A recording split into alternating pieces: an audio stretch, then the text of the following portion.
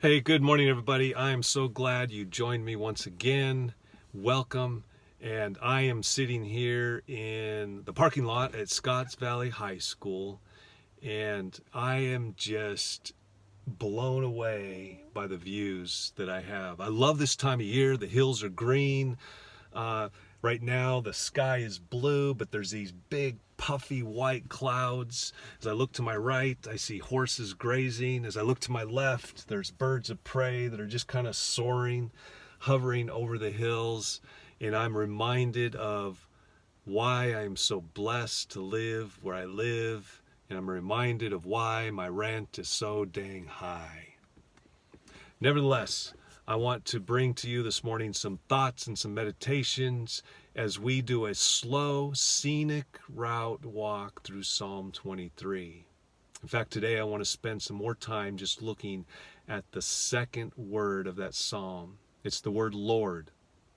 And like I said yesterday, anytime you see in the Old Testament the word Lord in all caps, it is referring to the very unique, distinct, special, proper name of God. It's not just a title, it's not just a position. It is God coming near and revealing himself to us by giving us his name. We're first introduced to this proper name of God in Exodus when Moses encounters God in the burning bush. You might remember the story, maybe you saw the movie. Moses is out tending the sheep, and suddenly he sees this bush on fire, but the bush is not being consumed. Now, what would you do if you saw something on fire out in the wilderness? You probably wouldn't draw near. But Moses decides, mostly out of curiosity, to see what's going on with this fire. And as he draws near the fire, he hears the voice of God that says, "Take off your shoes, for you are on holy ground." I love that. I love that because think about this. How can an unholy person draw near to a holy God? How can an unrighteous man or woman draw near and come close to a holy, righteous, and perfect God? And yet in this scene, we see this beautiful scene where God, who is holy, invites Moses, a murderer, to come near. You know, it's interesting. A professor up in the Oregon area, every time he got a new set of students in, every semester, he would invite these students to write down a description of themselves. And they'd take about 10 minutes and do that, and then he'd give them another assignment and another piece of paper, and he would invite them to write down their understanding and description of who Jesus is. And this was his observation over and over and over again.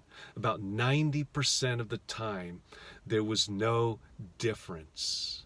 No difference between the student and their description of themselves and their description of Jesus. Isn't that interesting? You see, for most people, God is merely a projection of themselves. God is a projection of who they imagine him to be. Put another way, most of us, most people, make God in our own image. And if you think about this, this is very convenient for us because now we have a God that is tame. Now we have a God that we can control. Now we have this vending machine God where we put in the right coins, push the right buttons, and boom, we get what we want. Now we have a God that likes the things we like, that dislikes the things we dislike. And by the way, now we have a God who votes the way we vote. And we wonder why we are so bored with God. We wonder why we are so bored with God. You see, if you don't have a God that at times crosses you, if you don't have a God that at times disagrees with you, if you don't have a God that at times contradicts you, then guess what? Your God is probably a figment of your own imagination. and it is not the God who really is. You see, the Bible is clear that we cannot really know God in and of ourselves. We can't find God. We can't understand who God is unless God reveals himself to us. And that is exactly what God did over and over and over in the Old Testament. He would give them little glimpses, little peeks into who he was. And we can understand who God is in great measure by the titles and by the names that he gives the people of Israel. But did you know that we cannot really and fully understand who God is until we get to the New Testament? And the New Testament teaches us that Jesus is fully God and fully man. And that blows our minds away. We can't really understand what that means. But essentially it means that if we want to know what God is like, look at Jesus. If we want to know who God is, look at Jesus. In John chapter 8, I read this last week in my daily reading. Jesus has this encounter with the religious leaders. Jesus is very popular. His fame is at its height. And the religious people are jealous and they're envious because people are flocking to Jesus in hordes. But they get in this argument and this discussion with Jesus about who Jesus is and where does Jesus get his authority. And Jesus makes this statement that really offends the religious people. He says, "Your father is the devil." And the religious people counter with, "No, our father is Abraham." And Jesus then responds like this. He says, "Before Abraham was, I am."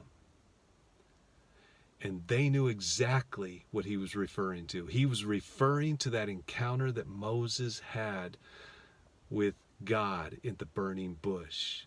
You see, Moses was finally convinced, he finally conceded that he would go to Pharaoh and he would lead the people of Israel out of Egypt and out of slavery. But he wanted to go with some backing, he wanted to go with some authority, and so he asked God, "Whom shall I say sent me?" And God responded this way, "Tell them that I am sent you." That is the literal translation in English. I am. And when Jesus said, "Before Abraham was, I am," Jesus was claiming to be Yahweh, to be the God of the Old Testament that these religious leaders claim to believe in and claim to follow. You see, we don't have the option to make up who God is or to make up what God is like. And so as I close, I want you to say a simple prayer. A.W. Tozer gives us this prayer, and it goes simply like this. God, I want to want you. I want to want you. In other words, I know I'm supposed to want you, but if I'm honest, that scares me. If I'm honest, maybe I really don't want what you want for me, and maybe I really don't want you. But that is a bold and audacious prayer. If you can just admit that some of who you think God is just a figment of your imagination, and if you can cry out to God and pray to God, "God, I want to want what you want, and I want to know you for who you really are, not who I imagine you to be." And so I invite you once again, as you slow down and as you attempt to be still. And I know you're getting restless. I'm getting antsy. I'm getting restless with this sheltering in place. And I cannot wait till it ends. I cannot wait to be in a group of people. I cannot wait to preach to live people at my church.